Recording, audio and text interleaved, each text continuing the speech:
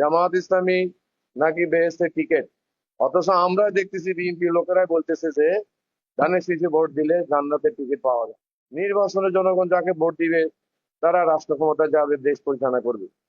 কিন্তু নির্বাচনের এইরকম আচরণ বিধি লঙ্ঘন করা, অন্যের মাহফিল প্রোগ্রামে হামলা করা, কর্মসূচিতে হামলা করা এবং দলের আমাদের দলের নেতাকর্মীদের উপর হামলা করা, ভয়ভীতি প্রদর্শন করা, কেন্দ্রে গেলে পা ভেঙে দেওয়া হবে, এই ধরনের হামলা, এটা তো কোনোভাবে সহ্য করা যায় না। জাতির প্রত্যাশা একটি অবাধ ও সুষ্ঠু গ্রহণযোগ্য নির্বাচন। এই নির্বাচনের উপরে জাতির ভাগ্য নির্ধারণ করছে। কিন্তু গত 20 তারিখ আমি 10 দলীয় জোটের প্রার্থী হিসেবে গণতান্ত্রিক ভাবে আমি জনসংযোগে বের হই। আমাদের সদরের দুটি ইউনিয়ন, দিনাজপুর এবং অষ্টগ্রাম। দিনাজপুর ইউনিয়নে গত 20 তারিখ আমার নির্ধারিত সফর ছিল, 22 তারিখে নির্ধারিত সফর ছিল।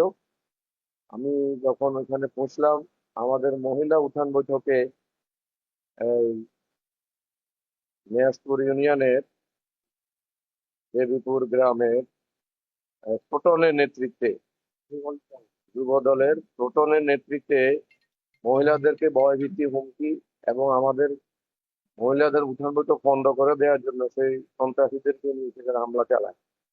আমি তাৎক্ষণিকভাবে এবং আমাদের লোকজন আমরা পরিবেশটাকে শান্ত করি। তাৎক্ষণিকভাবে এটা মিডিয়ার মাধ্যমে চতুর্দিকে ছড়িয়ে পড়ে। এরপরে নরোত্তমপুর ইউনিয়নের সাদুল্লাপুর মহিলাদের প্রোগ্রামে বাধা প্রদান, সেটা আব্দুর রহিম, রুবেল, সাদ্দাম হোসেন রুমন, এদের নেতৃত্বে আমাদের সাদুল্লাপুরের মহিলা প্রোগ্রামে তারা হামলা করে এবং আমাদের দায়িত্বশীল হামলা করে। এরপরে দিনাজপুর ইউনিয়নের 1 নম্বর ওয়ার্ডের যুবদল কর্মী ওয়াদুদের নেতৃত্বে মহিলা কর্মীদের প্রচারণায় বাধা। এইভাবে বিভিন্ন জায়গায় তারা মহিলাদেরকে হুমকি ধুমকি দিচ্ছে এবং অবিনাশ পৌরসভার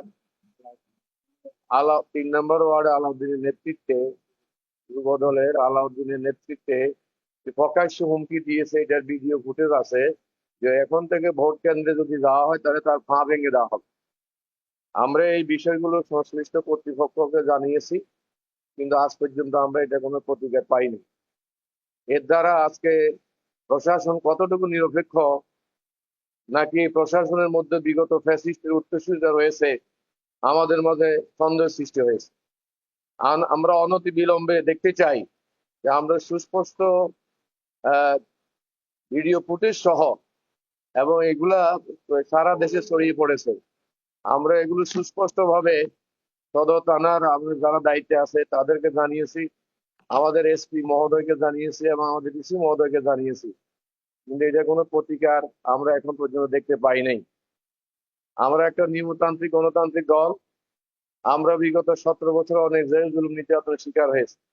আমাদের 5 শতাধিক নেতাকর্মী শহীদ হয়েছে আন্দোলন সংগ্রাম। আমাদের 10 জন শীর্ষ নেতাকে আমরা হারিয়েছি। আমরা চরম ধৈর্যশীলতার পরিচয় দিয়েছি।